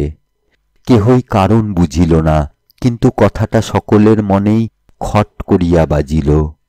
লজ্জায় ও অভিমানে মেরি দন্তে ওষ্ঠ চাপিয়া রক্তাক্ত করিল। সে অনিমন্ত্রিত অযাচিত আসিয়াছিল। মেরির জন্মদিন উপলক্ষে প্রতি বৎসরই আসিত, আজও তাই আসিয়াছিল। নিমন্ত্রণের অপেক্ষা করে নাই। আজিকার দিনে না আসিলে এত আনন্দ কতকটা নিরানন্দে পরিণত হইত। মেরির মান বজায় রাখিয়া সকলকে নিরতিশয় সুখী করিয়া নিঃশব্দে সরিয়া পড়িয়াছে। দুটো ধন্যবাদ, দুটো কৃতজ্ঞতার কথা কিছুরই অবকাশ দেয় নাই। নীরবে গৃহকর্ত্রীকে সহস্র অপরাধী করিয়া চলিয়া গিয়াছে। তাই মেরি গুপ্ত অবমাননায় ফুলিয়া ফুলিয়া উঠিতে লাগিল। সঙ্গীত শাস্ত্রের প্রথম অক্ষরের সহিত যে লিওর পরিচয় আছে, এতদিনের ঘনিষ্ঠ আলাপেও মেরি তাহা জানিতে পারে নাই। তাই তাহার কণ্ঠস্বর চিনিতে পারিল না। যখন চিনিল তখন তাহার চৈতন্য লুপ্ত হইয়া আসিতেছিল। তাহার পর এই নীরব প্রচ্ছন্ন অবমাননা, যাতনার তাড়নায় সে রাত্রের জন্য মেরি চক্ষু মুদ্রিত করিতে পারিল না। আরো 3 দিন নিঃশব্দে অতিবাহিত হইয়া গেল। এইবার এতদিন পরে লিওর চক্ষে খুব বড় 2 ফোঁটা জল আসিয়া পড়িল। আজ মাসাধিককাল হইল মেরি অল্পে অল্পে সরিয়া দাঁড়াইয়াছে। সামর্থ্যানুযায়ী অবহেলা তাচ্ছিল্য করিতে ত্রুটি করে নাই, কিন্তু এতদিন পরে অবমাননা করিয়াছে। সে যে আত্মসম্মান তুচ্ছ করিয়া অনাহুত অতিথি হইতে গিয়াছিল এবং তাহার পরিবর্তে অবজ্ঞার মৌন জ্বালাটুকু লইয়া ফিরিয়া আসিয়াছে, এইটাই তাহাকে অধিক বিচলিত করিয়া ফেলিয়াছে। 3 দিন অতিবাহিত হইল, সে একবার আসিল না, একবার ডাকিল না। আর চোখের জলের অপরাধ কি? কিন্তু শুধু কি তাই? লিওর অন্তরের ভিতর হইতে একটা ধিক্কার উঠিয়াছে। পরে দুঃখ দিলে চোখে জল আসে, কিন্তু সেজন্য আপনাকে কেহ ধিক্কার দেয় না, বরং নিজেকে একটু উচ্চ স্থানে দাঁড় করাইয়া একটু সান্ত্বনা পাইবার চেষ্টা করে। অদৃষ্টকে দোষ দিয়া, কর্মফলের নিন্দা করিয়া, পরের মন্দ চরিত্রকে গালি পারিয়া অনেকটা শান্ত হওয়া যায়। কিন্তু যাহার আপনাকে আপনি ধিক্কার দিতে ইচ্ছা হয়, তাহার দুঃখ রাখিবার স্থান নাই, তাহার সান্ত্বনা এ জগতে আছে কিনা বলিতে পারি না। লিওর 1 ফোঁটা অশ্রু মেরির জন্য পড়িয়াছিল, কিন্তু শেষ ফোঁটাটি যখন চক্ষু ছাপাইয়া গণ্ড বাহিয়া বক্ষে আসিয়া পড়িল, তখন তাহার হৃদয়ের প্রতিগ্রন্থিগুলি শিথিল হইয়া যাইবার মতো হইল। এ অশ্রু তাহার নিজের জন্য পড়িয়াছে। সকলের এমন দুর্ভাগ্য ঘটে না, ঘটিলেও হয়তো বুঝিতে পারে না। কিন্তু যদি কখনো কেহ বুঝিতে পারে, তাহা হইলে সে লিওর মতো নিশ্চয়ই যুক্ত করে ঊর্ধ্বমুখে কহে, ভগবান, এমন অশ্রুপাত কাহাকেও করাইও না। 1 মাস হইতে লিওর অন্তরে সুখ নাই, কিন্তু সম্মান ছিল। আত্মগৌরব তাহাকে পর্বতের মতো অক্ষুণ্ণ রাখিয়াছিল। কিন্তু আজ সে প্রথম দেখিয়াছে যে তাহারই আত্মগৌরব তাহাকে প্রতারিত করিয়াছে। আত্মা বিদ্রোহী হইয়াছে, মন বিশ্বাসঘাতকতা করিয়াছে। মেরিকে সে ভালোবাসিত, কারণ মেরিও তাহাকে ভালোবাসিত, এটা বেশ কথা। তারপর সে রাগ করিল, কথা না শুনিয়া অবাধ্য হইয়া পড়িল। আর তাহার ভালোবাসা নাই। লিও মনে স্থির করিল, সেও আর বাসিবে না। তবে একটা পদার্থকে এতদিন পরে বিনাশ করিতে হইলে ক্লেশ বোধ হয়। লিওরও ক্লেশ বোধ হইয়াছিল, কিন্তু সে যুক্তি ও বুদ্ধির দ্বারা নির্ণয় করিল যে স্ত্রী চরিত্র সহজে বুঝা যায় না। মেরিকেও সে এজন্য বুঝিতে না পারিয়া ভুল করিয়া ফেলিয়াছিল। যাহা হোক, এখন সংশোধন করিলেই হইবে। সে আপনাকে শোধরাইয়া লইল, তবে মধ্যে মধ্যে দুঃখ হয়, মধ্যে মধ্যে হাসিও পায়।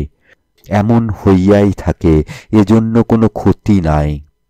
সে আপনাকে সংযত করিয়া জগতের যাবতীয় দুর্ভাবনা, দুঃখ, ক্লেশ দূর করিয়া দিয়া পরম আনন্দে সমস্ত অন্তরাত্মা এই পুস্তকখানির উপর ন্যস্ত করিয়া হৃষ্টচিত্তে ইভার চরিত্র গড়িতেছিল। লিখিয়া শেষ করিতে পারিতেছিল না। গুণের কথা লিখিতে বুঝি স্বর্গও ফুরাইয়া যাইবে। রূপের মাধুরী বর্ণনা করিতে বুঝি স্বয়ং সজীব প্রকৃতি দেবীকে টানিয়া আনিয়া ইভার চতুর্দিকে জড়াইয়া দিতে হইবে। তাহার হৃদয়ের প্রবৃত্তিগুলি আঁকিবার আনন্দে লিওর আহার নিদ্রা ত্যাগ হইয়াছিল। এই 1 মাস ধরিয়া দারুণ পরিশ্রমেও এক তিল ক্লান্তি বোধ করে নাই। তথাপি এ চিত্র শেষ হইতেছে না। মনে হয় যদি অব্যক্ত অজানিত দুটো কথা কেহ বলিয়া দিতে পারিত, সে দেবী হৃদয়ের গোটা 2 গুপ্ত কথা কিছুতেই বুদ্ধিতে আসিতেছিল না। তাহা যদি পরিষ্কৃত হইত, তাহা হইলে এ স্বর্গচিত্র কোন স্বর্গীয় দেবীর হস্তে পরমানন্দে সমর্পণ করিয়া লিও তাহার এ জীবনের সমস্ত বাসনা, সমস্ত আশা, কাগজ কলম যাহা কিছু আছে সমস্তই উৎসর্গ করিয়া নিতান্ত নিশ্চিত মনে বাকি জীবনটা চুপ করিয়া বসিয়া কাটাইয়া দিতে পারিত। আজ প্রাতঃকাল হইতে লিও এই লিখিত চিত্রখানি ভালো করিয়া দেখিতেছিল। সহসা মনে হইল লোকটিকে যেন সে কোথায় দেখিয়াছে, যেন এ দেবী প্রতিমার সহিত কখন কোন স্বপ্নরাজ্যে দেখাশোনা হইয়াছিল, একটু বোধহয় পরিচয় হইয়াছিল। কিন্তু সে আর নাই। দেখাশোনা হইলে হয়তোবা চিনিতে পারা যায়, কিন্তু মুখখানি মনে পড়িতেছে না। প্রাতঃকাল হইতেই সে এ কথা ভাবিতেছিল। এখন সন্ধ্যা হইয়া গিয়াছে, আকাশে চাঁদ উঠিয়াছে, বাগান ফুলের গন্ধে ভরিয়া উঠিয়াছে। লিও তাহার মধ্যে বসিয়া 2 ফোঁটা অশ্রুর শেষ বিন্দুটি এখনো গণ্ড ছাড়ায় নাই। বুকের উপর হয়তো এইবার পড়িবে। লিও ভূমিতলে লুটাইয়া পড়িয়া কাঁদিয়া বলিল, ভগবান, এত পরিশ্রম করিয়া কি শেষে মেরির চিত্র অঙ্কিত করিয়াছি? দিবানিশির এই গভীর একান্ত চিন্তা, আকাঙ্ক্ষা, বাসনা, আনন্দ, আশা, ভরসা কি সব মেরির পদতলে লুটাইয়া দিয়াছি? কি করিতে কি করিয়াছি ভগবান? লাঞ্ছিত, উৎপীড়িত, অবমানিত আমাকে কি শেষে মেরির চিরদাস করিয়া দিয়াছ? হৃদয়, মন, চিন্তা শক্তি, কল্পনা সমস্ত অযাচিত তাহাকে দিয়া আমি কি শূন্য গর্ভ জড় পুতুলের মতো হইয়াছি? সে চাহে না, আমি চাই। সে পদদলিত করিয়া চলিয়া যায়, আমি ধুলার মতো পদতল জড়াইয়া আছি। ছুটিয়া আসিয়া লিও গৃহের দ্বার রুদ্ধ করিয়া দিল। 1 সপ্তাহ অতিবাহিত হয় নাই। মেরি চার্লসকে হঠাৎ বলিল, তুমি আমার একটা উপকার করিতে পারিবে? আজ মেরির চক্ষু দুটা কতকটা উন্মাদের মতো চকচক করিতেছে। চার্লস কহিল, কিরকম উপকার? মেরি একটু থামিয়া বলিল, তবে শোনো, তোমাকে বুঝাইয়া বলি। আমার বুকের মাঝখানে একটা ছোট্ট অতি ক্ষুদ্র কাঁটা ফুটিয়াছে। বাহির হইতে দেখা যায় না, বড় ভিতরে প্রবেশ করিয়া সর্বদা খচখচ করিতেছে, এক বিন্দুও সুখ পায় না। তুমি তুলিয়া দিতে পারিবে? চার্লস ভাবিল কি রকম, বলিল, কেমন করিয়া কবে ফুটিল? মেরি মুখ টিপিয়া ঈষৎ হাসিয়া বলিল, তাও শুনিবে? শোনো, কিন্তু বোধহয় বুঝিতে পারিবে না। ছেলেবেলায় একটা গোলাপ ফুল লইয়া খেলা করিতাম, তাতে একটা কাঁটা ছিল, দেখিতে পাই নাই। তারপর মনে হয় কোন দিন বুঝি ঘুমের ঘোরে বুকে চাপিয়া ধরিয়াছিলাম। কাঁটাটি ফুটিয়া গিয়াছে, ফুল শুকাইয়া ঝরিয়া গিয়াছে, এখন কাঁটাটি বাহির করিয়া ফেলিতে চাই। তুমি পারিবে? চার্লস কিছুই বুঝিল না। মন রাখা গোছ কহিল, বোধহয় পারিব, কিন্তু কাঁটা খুব ছোট তো। হ্যাঁ, খুব ছোট, কিন্তু সাবধান। অনেকখানি বুকের রক্ত মাংস না কাটিলে আর বাহির হইবে না, হয়তোবা প্রাণে বাঁচিব না। সাবধানে তুলিবে তো? চার্লস ভয় পাইল, কহিল, তবে ডাক্তার দেখাও। মেরি হাসিল, বলিল, ডাক্তার ডাকিতে লজ্জা বোধ হইবে, বুকের মাঝে কিনা, তাই। চার্লস চিন্তা করিয়া কহিল, আমি বোধহয় পারিব না। মেরি ভ্রু কুঞ্চিত করিল, যদি পারিবে না, তবে মনে মনে লুকাইয়া আমাকে কামনা করো কেন? চার্লস শুকাইয়া উঠিল, কিন্তু পরক্ষণেই এদিক ওদিক চাহিয়া দেখিল ঘরে অপর কেহ নাই। একটু সাহস হইল, বলিল, তোমাকে দেবতাও কামনা করেন, আমি তো সামান্য মনুষ্য মাত্র।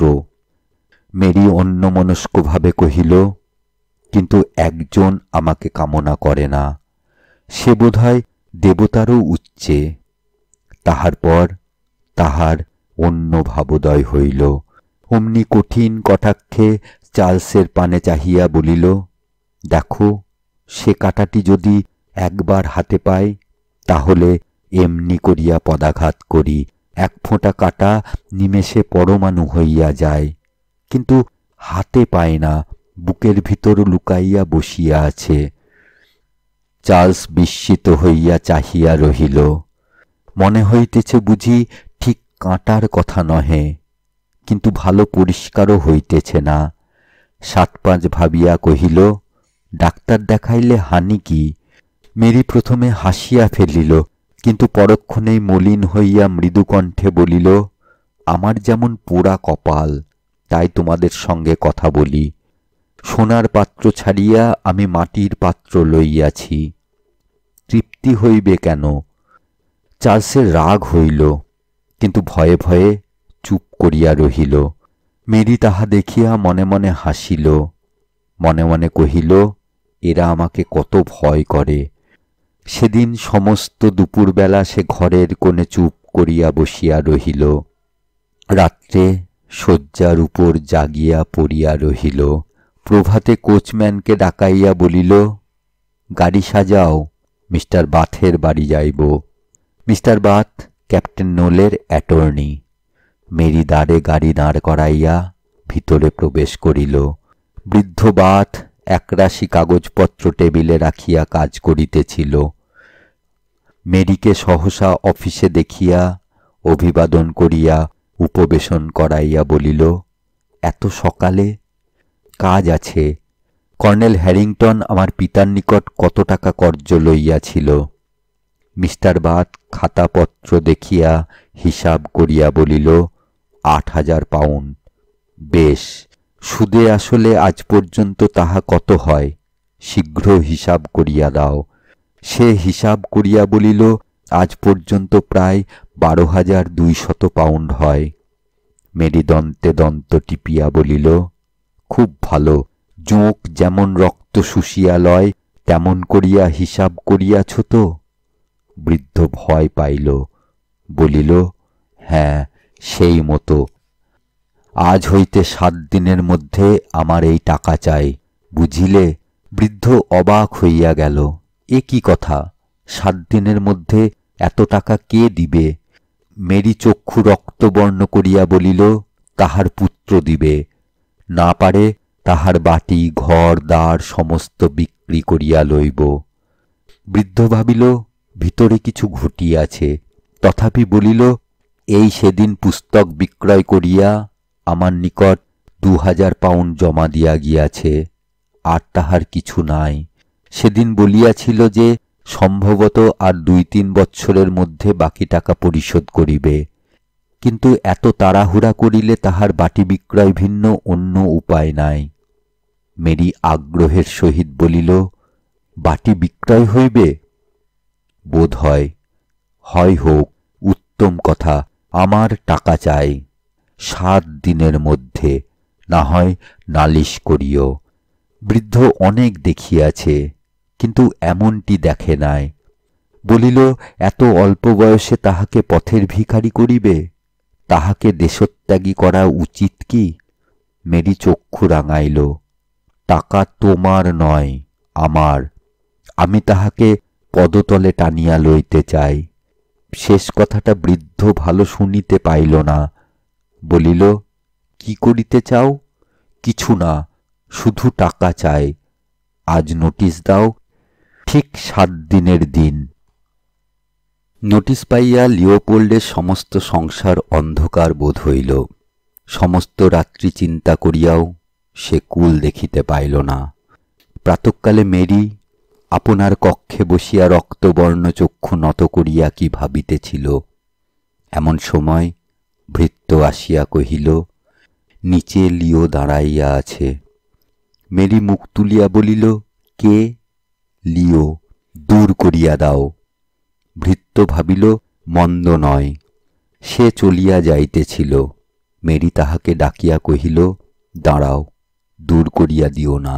সে বড় অভিমানী, অপমান সহিতে পারে না। মিষ্টি কথায় যাইতে বলিও, বলিও আমি বাড়ি নাই। দেখিও কিছুতে যেন সে মনে ক্লেশ না পায়, কিছুতে যেন সে বুঝিতে না পারে আমি ইচ্ছাপূর্বক দেখা করিলাম না, বুঝিলে? ভৃত্য ঘাড় নাড়িল। সে লিওকে খুব চিনিত, বাটির সকলেই চিরকাল তাহাকে সম্মান করিয়াছে। মেরি আজ্ঞা করিলেও কেহ তাহাকে অপমান করিতে পারিত না। সে নিচে চলিয়া গেল। নিঃশব্দ পদক্ষেপে মেরি ভৃত্যের পশ্চাতে নামিয়া আসিল। ঈষৎ উন্মোচিত দ্বারের অন্তরাল হইতে দেখিল লিও দাঁড়াইয়া আছে, মুখ বড় শীর্ণ, যেন কিছু পীড়িত। ভৃত্য কহিল, তিনি বাটি নাই, কোথায় গিয়াছেন? ভৃত্য বুদ্ধি করিয়া বলিল, কাল রাত্রে লন্ডন গিয়াছেন। কবে আসিবেন জানি না, বোধহয় কাল। নিকটস্থ একটা চেয়ারের উপর লিও বসিয়া পড়িল। শরীর নিতান্ত পরিশ্রান্ত বোধ হইতেছিল। ভৃত্য তাহা অনুমান করিয়া বলিল, বসুন, আপনাকে বড় ক্লান্ত বোধ হইতেছে, এক গ্লাস বিয়ার আনিয়া দিব কি? লিও বলিল, না। ভৃত্য ছাড়িল না, বলিল, শরীর অসুস্থ বোধ হইতেছে, বিয়ারে উপকার হইবে। লিও অল্প হাসিয়া ধন্যবাদ দিয়া কহিল, আমার 2 দিন হইতে জ্বর হইয়াছে, 2 দিন উপবাসী আছি, তাই এমন বোধ হইতেছে। এই সময় কবাট জোড়াটা খুব দুলিয়া শব্দ করিয়া উঠিল। লিও চাহিয়া দেখিল, ও কি? ভৃত্যও চাহিল, বোধহয় বাতাস। মেরি পা টিপিয়া দ্রুতপদে পলাইয়া গেল। এই গ্রামে টমাস হগ বলিয়া একজন মহাজন বাস করিত।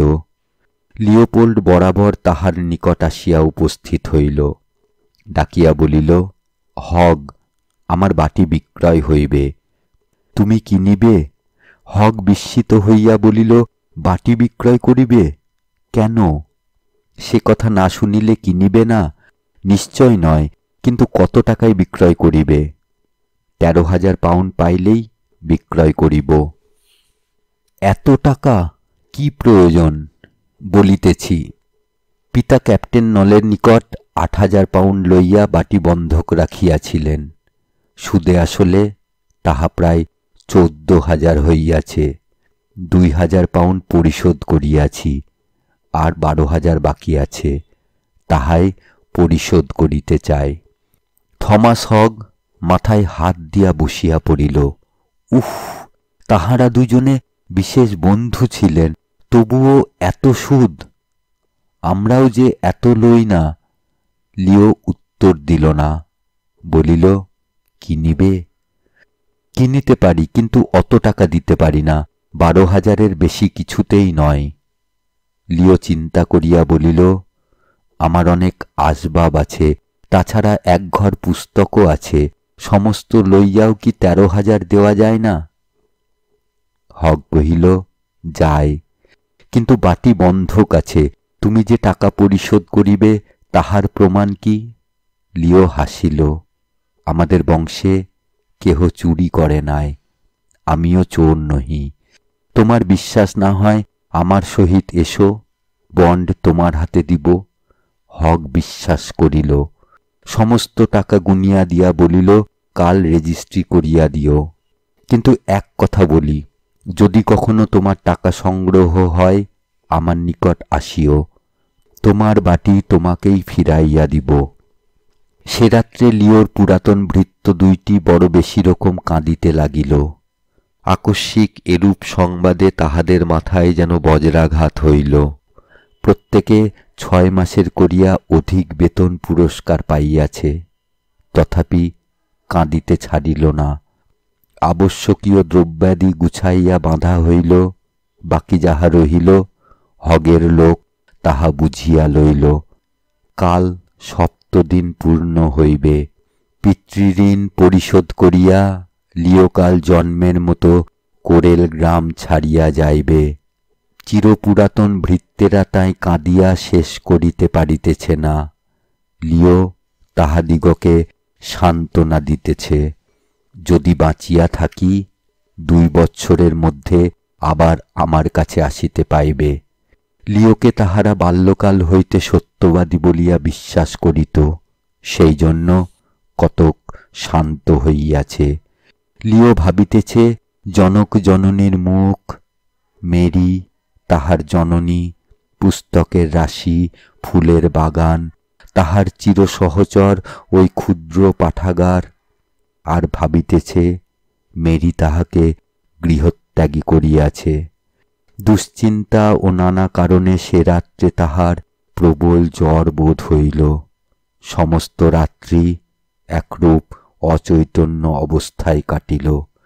দ্বীপ্রহরের পর জ্বর ত্যাগ হইল, কিন্তু শরীর নিতান্ত দুর্বল। সামান্য জিনিসপত্র যাহা সাথে লইয়াছিল তাহা স্টেশনে পাঠাইয়া দিয়া নোটের তাড়া হাতে লইয়া মেরির গৃহে উপস্থিত হইল। মেরি উপরে বসিয়াছিল। ভৃত্য সংবাদ দিল লিও টাকা লইয়া আসিয়াছে। মেরি বন লইয়া নিচে নামিয়া আসিল, কিন্তু টাকার কথায় সে আদৌ বিশ্বাস করে নাই, এজন্য আপনাকেও প্রস্তুত করে নাই। সমস্ত দিন ধরিয়া সে এইরূপ একটা কল্পনা করিতেছিল। সে ভাবিতেছিল আজ তাহার চিরবাঞ্ছিত ধরা দিবে, আজ তাহার উচ্ছৃঙ্খল অতৃপ্তি পদতলে লুটাইয়া পড়িবে। তখন সে কি করিবে? কেমন করিয়া আপনার গাম্ভীর্য বজায় রাখিয়া সে সময়ের প্রবল ঝঞ্ঝাবায়ু মাথায় পাতিয়া লইবে তাহাই স্থির করিয়াছিল। ঋণ পরিশোধ করিয়া লিও যে তাহাকে জন্মের মতো পরিত্যাগ করিয়া যাইতে পারে, এ দূরদৃষ্টের এক বিন্দুও তাহার মনে উদয় হয় নাই। লিও তাহার বশ্যতা স্বীকার করিবে, কেননা সবাই করিয়াছে। এতদিন যে করিতেছিল না সে কেবল তাহার মূর্খতার ফল। মেরি উপায় সিদ্ধির জাল বুনিতেছিল, কিন্তু এতদিন তাহা পারিয়া উঠে নাই। একদিক বুনিতে অন্য দিকের সুতা ছিঁড়িয়া যাইতেছিল, কিন্তু এতদিনে 2 দিকে বেশ শক্ত করিয়া বাঁধিয়া চমৎকার জাল তৈয়ার হইয়াছে। এবার শিকার ধরা পড়িবেই। কতকটা হৃষ্ট চিত্তে মেরি নামিয়া আসিল। বসিবার কক্ষে লিও দাঁড়াইয়াছিল। আসিয়াই দেখিল তাহার হাতে একতারা নোট রহিয়াছে। মেরি কাঠের মতো হইয়া গেল। লিও হাসিয়া হস্তগ্রহণ করিল। মেরি মুখ অবনত করিল। মনে হইল হাত বুঝি বড় উষ্ণ, আর এ হাসি বুঝি উপহার দিবার জন্য কাহারও নিকট চাহিয়া আনিয়াছে। লিও কহিল, টাকা নাও, আজ 7 দিনের শেষ দিন। মেরি হাত পাতিল। লিও একে একে নোটের তারা গুনিয়া দিয়া বলিল, হইয়াছে? মেরি পূর্বের মতো মাথা নাড়িয়া বন্ড ফিরাইয়া দিল। এক মুহূর্তে তাহার সমুদয় কৌশল, আশা, ভরসা সমস্ত ফাটিয়া গিয়াছে।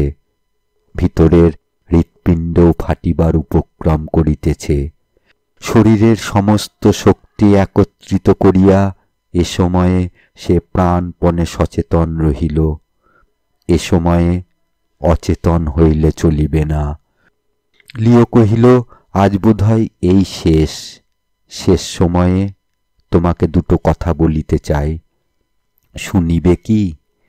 মেরি মাথা নাড়িয়া বলিল, শুনিব, তবে এ কথাটি রাখিও, কাহাকেও সৎ দেখিয়া শীঘ্র বিবাহ করিও।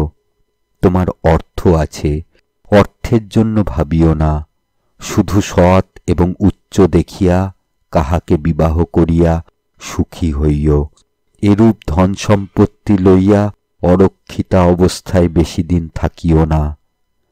মেরি একটিবার মাত্র মুখ তুলিয়া লিওর মুখপানে চাহিয়া অবনত হইল। লিও কহিল, আর একটি কথা। এই সময়ে দুজনেই দীর্ঘ নিঃশ্বাস ফেলিল। আর একটি কথা, মনে রাখিও, লজ্জা যেমন স্ত্রীলোকের ভূষণ, অভিমানও তাই, কিন্তু বাড়াবাড়ি করিলে বড় কুফল ঘটে। এ কথা তাহাকে শিখাইতে হইবে না। জগতের মাঝে এ সত্য আজ মেরি অপেক্ষা বোধহয় কেহই অধিক বুঝে না। তারপর 5টা বাজিল। ঘড়ির পানে চাহিয়া লিও বলিল, তবে যাই, আমার সময় হইয়াছে।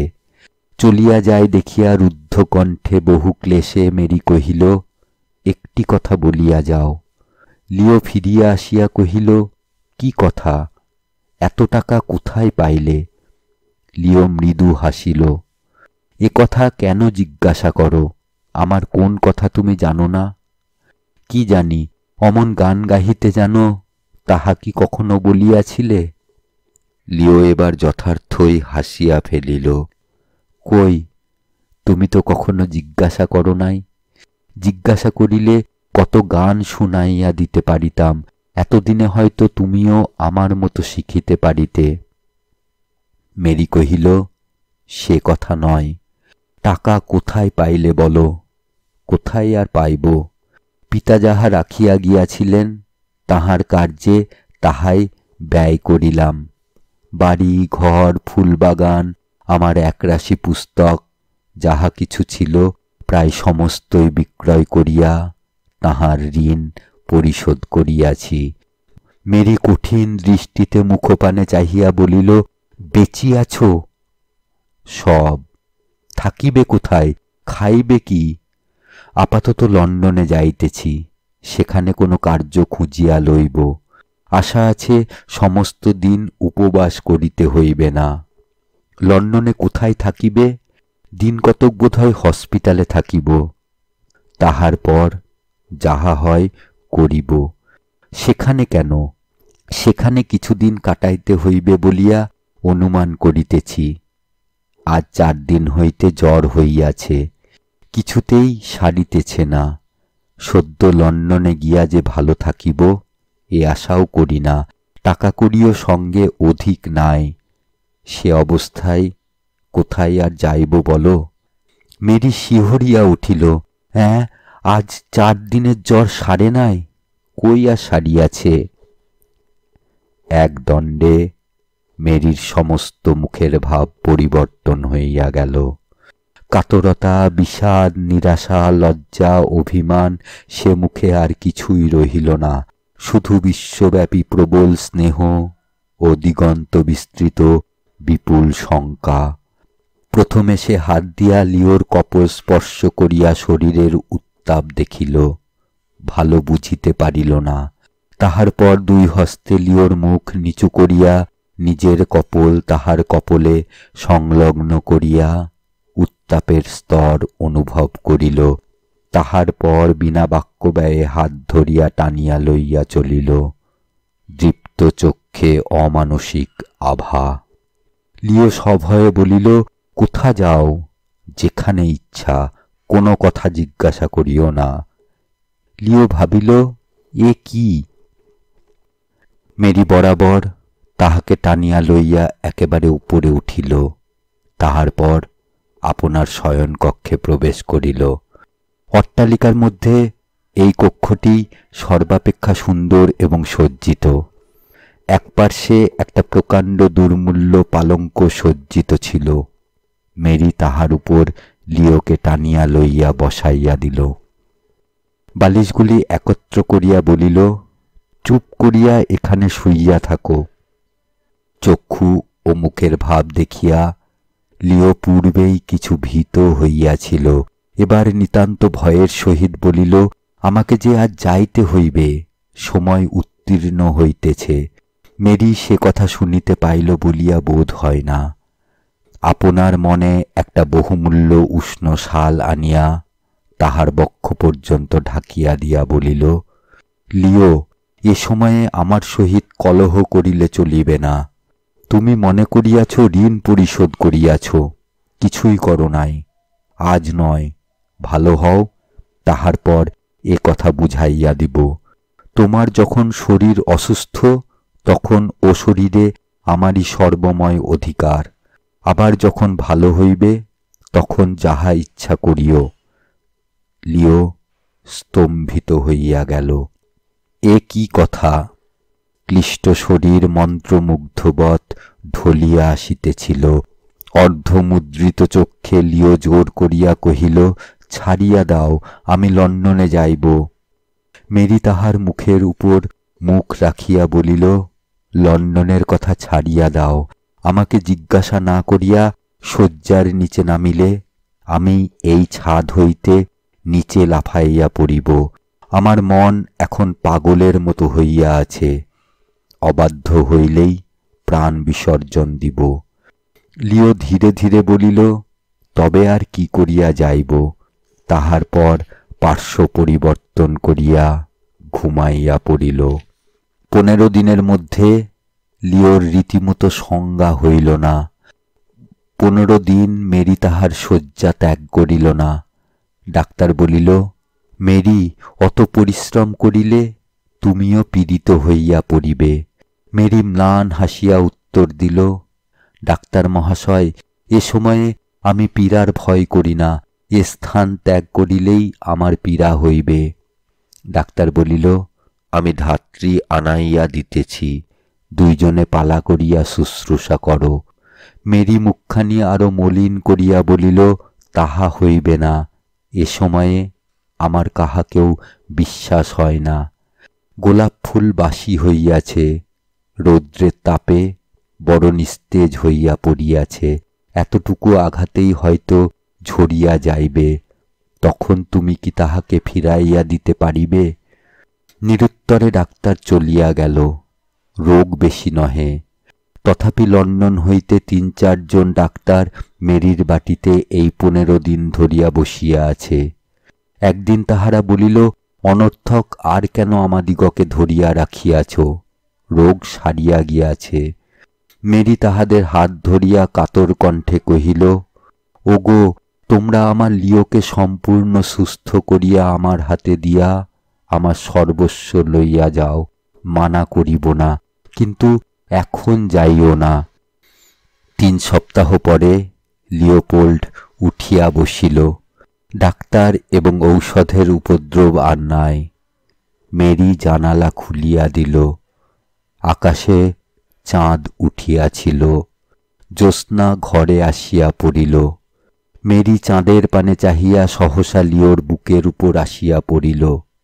নিঃশব্দে অনেকক্ষণ বুকের উপরে অশ্রুসিক্ত করিল। তাহার পর চাঁদের পানে চাহিয়া বলিল, ওই দেখো, এখনো চাঁদের ভিতর কলঙ্ক বসিয়া আছে। তোমারও কলঙ্ক তোমার বুকের উপর স্থান পাতিয়া বসিয়াছে। তাড়াইবে কি করিয়া? লিওর চক্ষেও জল আসিল। সংবরণ করিয়া কহিল, কলঙ্কই হোক, শোভাই হোক, বুকের উপর বড় দৃঢ় বসিয়াছে।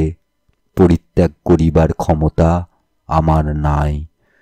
তাহার পর একদিন বসন্ত প্রভাতে কোরেল গ্রামের গির্জায় বড় ধুমধামের সহিত ঘণ্টা বাজিয়া উঠিল। সমস্ত গ্রামবাসী বড় জাঁকজমকের সহিত প্রফুল্ল মনে সেই দিকপানে ছুটিয়া চলিয়াছে। সেখানে কি হইতেছে তোমরা কেহ জিজ্ঞাসা করিবে কি?